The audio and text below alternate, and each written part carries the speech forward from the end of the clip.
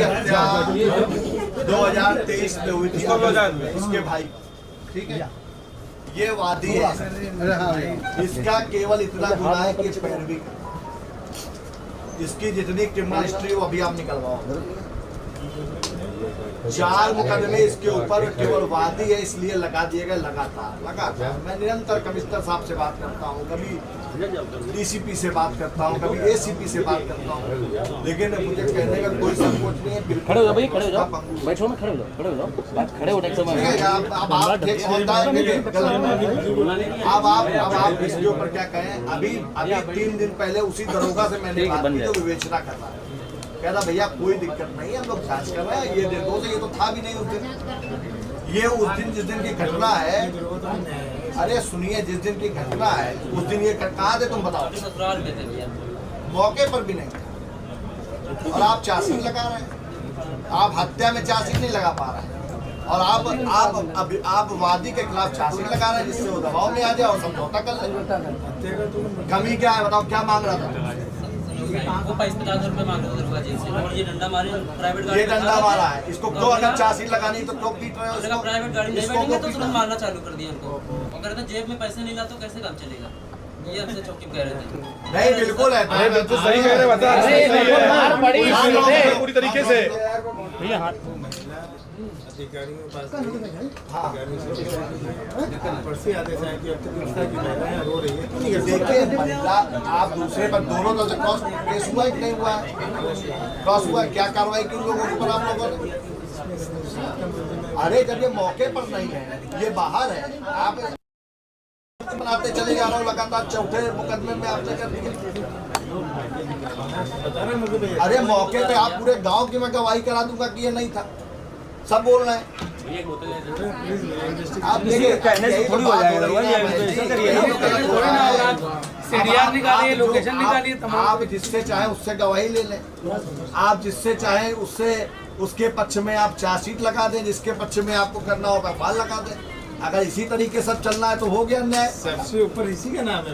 अरे आप बताएं, अच्छा सबसे पहले इसी की लोकेशन चेक करा लिए ना। आज जो शांत रहो जरा, मेरी जिम्मेदारी है कहना, ठीक है। और मैं कहूँगा जिसको अच्छा लगे वो माने, जिसको अच्छा लगे वो सुने। मेरी आवाज जहाँ तक भी जा रही है वहाँ तक जाए। मैं कह रहा हूँ नहीं, आप क्या बात करते हैं? आप देखिए, मैं कोई रिकॉर्ड नहीं करता हूँ कि मैंने आपसे कब कहा कि नहीं कहा। मैंने सुनिए, मेरी लगातार आप लोग रोज ट्रांसफर होते हैं, रोज पोस्टिंग होती है, कौन आया कौन नहीं आया। मेरी इसके पहले कमिश्नर साहब से बात हो चुकी है, मेरी यहाँ के जो डीसीपी रहे उससे बात हो चुकी है, सबसे बात हो चुकी है, लेकिन इसको आज तक न्याय नहीं। आज मैं पहली बार आना पड़ा। आज 7 साल विधायक होते हुए मैं आज पहली बार आया। कहा था कभी मैं थाने नहीं जाता। अभी वो जेल चला जाता है।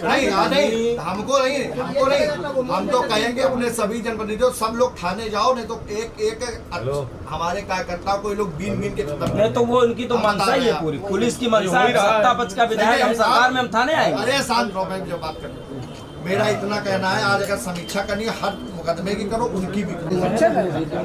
अब आप समझो, ये बेचारा खबरेल डाल के बच्चों को पढ़ा रहा है,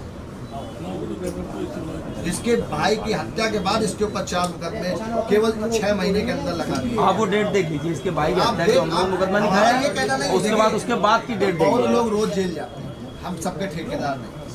लेकिन अगर मैं आज सही को सही नहीं कहूँगा तो ये समझ लीजिएगा, आप लोगों को कोई पूछेगा नहीं तो आप लोग जान भी नहीं पाएंगे, और नीचे वाले इस कानून को पेच खाएंगे, आप लोग जान भी नहीं पाएंगे। ये विवेचक जो है, ये चाहे दरोगा हो चाहे इंस्पेक्टर है, बेच खाएंगे, आप लोग जान ही नहीं पाएंगे।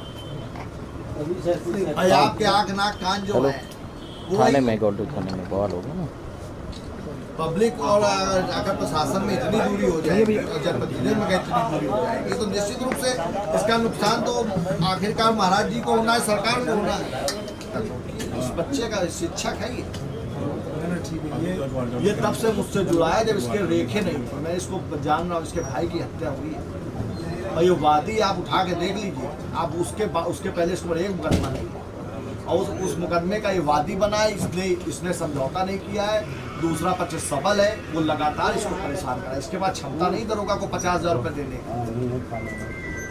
मैंने सचिन सागर को हटाया। अब आप कह रहे हो देखिए प्रैक्टिकल चीजों पर अगर बात करें आप ठीक है और कैमरा आप नहीं बोलिए हम भी नहीं बोलिए, लेकिन आज जो सच्चाई है वो आप भी जान रहे हो मैं भी जान रहा हूँ। समाज देखिए थाने के अंदर हर फील्ड में गलत भीड़ लोग बहुत हैं। लगी। हमारी फील्ड में भी गलत लोग हैं तो आप स्वीकार करिए आपकी फील्ड में भी गलत लोग हैं। नहीं तो वो है ना भैया। और देखिए ये चीज हमको कानपुर में ठीक करनी है।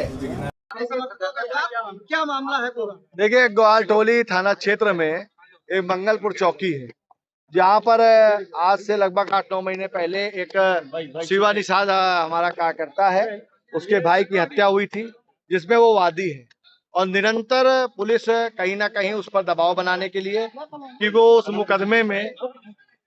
मुकदमे में अपना पक्ष जिस मजबूती के साथ लड़ रहा है वो न लड़े, किस तरीके से मुकदमा कमजोर हो जाए। विपक्ष कहीं ना कहीं उस पर गलत तरीके से मुकदमा लगवा रहा है, कभी ग्वालटोली थाना क्षेत्र से लगता है, कभी जाजमऊ से लगता है और पुलिस बिना किसी जांच के उसके ऊपर चार्जशीट भी लगा रही है।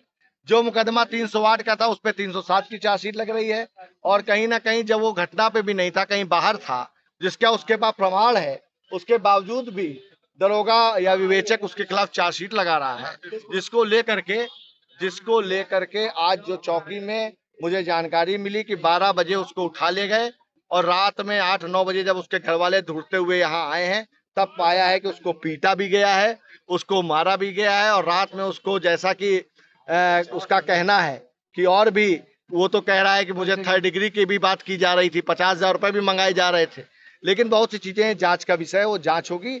इसीलिए आज मैं मौके पर आया हूं कि कम से कम जनता की आवाज को थाने पर पहुंच करके हम लोग अपनी बात को इन अधिकारियों के जिनके इस समय कान में जूं नहीं रेंग रही है उनके जूं किस तरह रेंगेगी, इसी तरह का काम हम लोगों को सभी जनप्रतिनिधियों को करना पड़ेगा।